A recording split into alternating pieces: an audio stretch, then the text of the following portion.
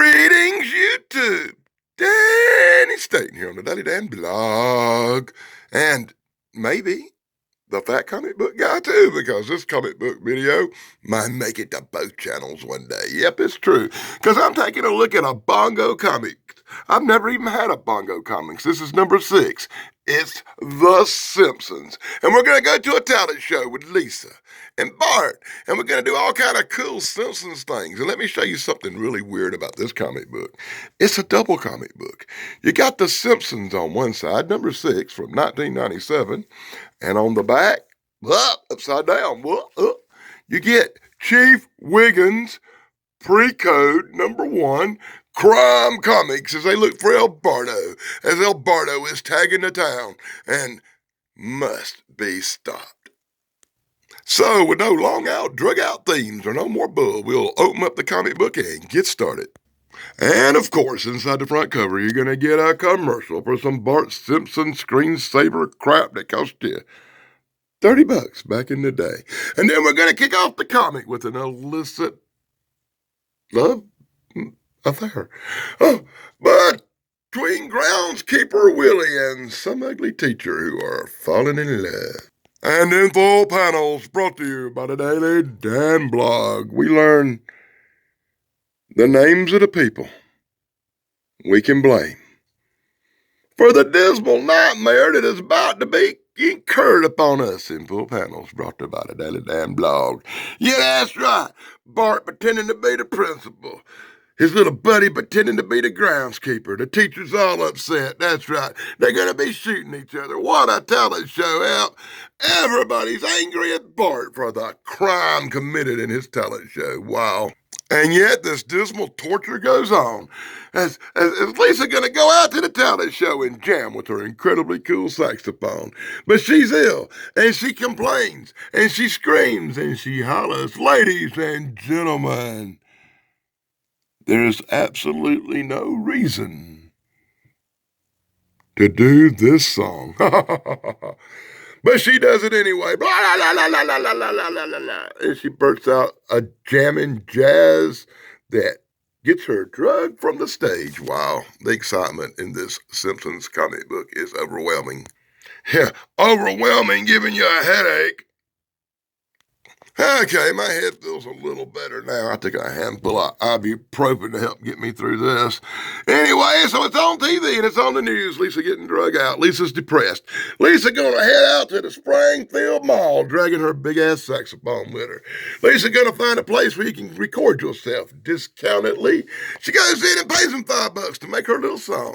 Lisa enters the studio. Lisa takes out the saxophone. Lisa rocks the saxophone. She jams. And there's a lot of people standing outside waiting. Yes, they all want to got some good art. They all want to record their little song. Even this goofy guy. Anyway, they record it all. They make some blank tapes. They record Lisa's song. Everybody falls in love with her music. So Otto takes his sample, which he don't know got mixed up with Lisa's, out to the studio. He gives him a really cool kitty cat back scratcher to play his song. But he's going to play his song anyway. He slaps it in and starts it playing as crap from Otto box. Yeah, Otto's going to give this guy a lot of crap he don't want. He throws it in. He begins to jam. Lisa discovers that her tape is blank. What happened to my demo? What happened to my demo? She does not understand. But as she turns on the radio on her way to school that morning, she is astounded to hear her song blasting out of the radio. And info panels brought to you by the Daily Dan blog. This goofy... No, I didn't go say that. Ned Flanders hears the music coming out the windows of the house. Getting a tattoo. Sideshow Bob hears the music. Little criminal kids bullying each other. Suddenly they hear the music. The music is everywhere. The reporters are talking about this music. The reporter can't understand how this song is so awesome. And Otto's getting credit for it. Oh my goodness. Lisa is furious. As the reporter goes on talking about Otto's awesomeness, Lisa blows a fuse. So in full panels brought to you by the Daddy Dan blog, the excitement goes on and on as Lisa complains to her dad. She complains to her brother. She takes Otto. She goes to see Otto. Everybody thought he was going to hear Otto play the saxophone at the Otto concert, but Otto begins to jam and blah, blah, blah, blah, blah. He is booed off the stage. He is thrown to the side. Lisa jumps the crowd, bouncing on people's head, heading for her saxophone. Lisa grabs her saxophone and begins to jam. And the crowd goes wild with excitement.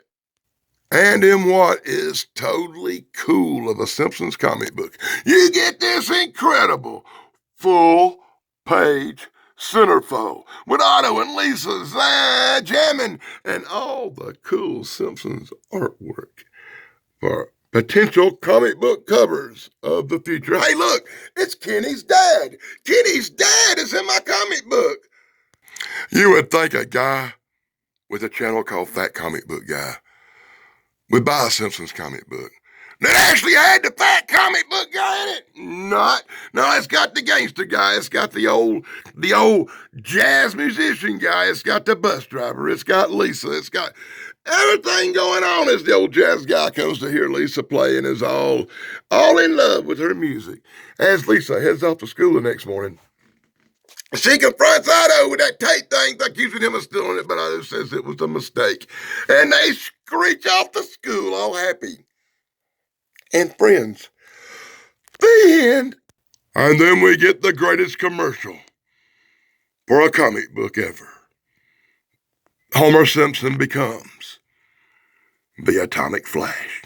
Atom Flash! I'm going to make a single video about that. Yes. Anyway, moving right along, you could get the bongo beat, and this is all the really cool things you could learn from bongo. I've never had a bongo, so I'll go real slow. So Marone, my good friend Michael Marone, from Matt Troisi Keto and Wrestling Channel, can read all this stuff, because Michael Marone's an idiot. Hey, look. Good luck, Matt. Best wishes. Matt. Oh, the nightmare never stops. We get junk mail. Junk mail to the Simpsons that the Daily Dan will not be reading today. You can take this. You can take this opportunity to pause. That's some really cool Lisa Fairy art and Peter Pan looking stuff. That's pretty cool, right? Yeah. That is really cool no matter what anybody says.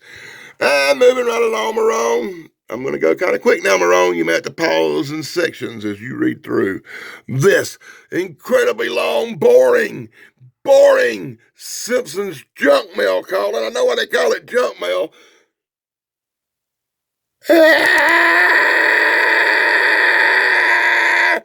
Because it's really some junk mail. That's going to give me a nightmare.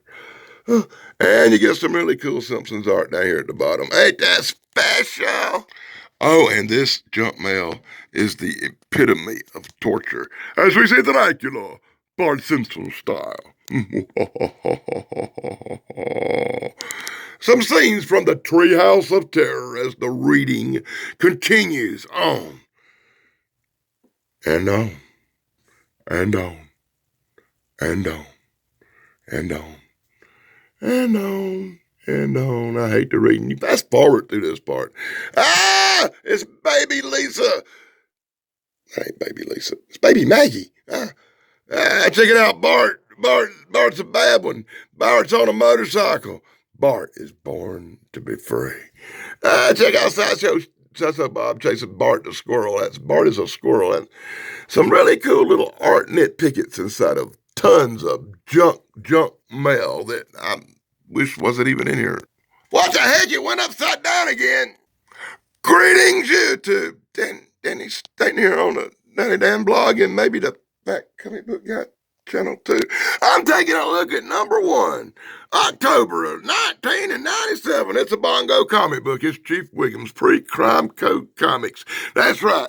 Chief Wiggums is on the case as he's tracking the incredible El Bardo, as El Bardo is the mystery tagger, tagging the town. Tell me, Dave Sunstorm of the Dave Sunstorm channel here on YouTube, is this crap the good stuff? Hey, Pat McCormick at the Golden Ranger TV Retro, is this the good stuff? Let me know. And also give a shout out to my friend Thrash Pondo Pons, my partner in crime, soon to be on videos with me. Wow. And our good friend Ian over at Retro Serial. And let's don't forget to give a shout out to Steven Sunstorm, Dave's incomparable brother. Now that I got that out of the way, let's open this book up. Inside the front cover, more Simpsons commercials. And other than that big, long junk mail call, I'll give credit. These Bongo comics have no commercials in them. It's bad when it's so small you got to read it through the camera. Okay, Chief Wiggums and his 2 deputies are on the case as they're trying to find out who tagged Mr. Burns' car, who tagged Mr. Burns' wife, who poured a pile of cow poop out for Chief Wiggins to fall in. As he falls in it, he sees somebody running. He sees the criminal guy running with the money. That must be El Bardo, he hollers, and they go after him. Now, how they get this guy confused with El Bardo tagging stuff, running around with a bag of money? Nah, that's some Simpsons stuff. This guy's fast. He's running. These idiots couldn't catch themselves. Oh, my God. The criminal guy runs into Bart Simpson. Bart Simpson sprays him in the face with his can. As the police show up, they find a can of spray paint and a guy with a red face, and El Bardo goes to jail, caught with the evidence. What wonderful police they are. The end, as Bart sneaks over and tags the police car as they leave. And that's the end. That's a short story, and then it's back to, okay, I guess that's a wrap.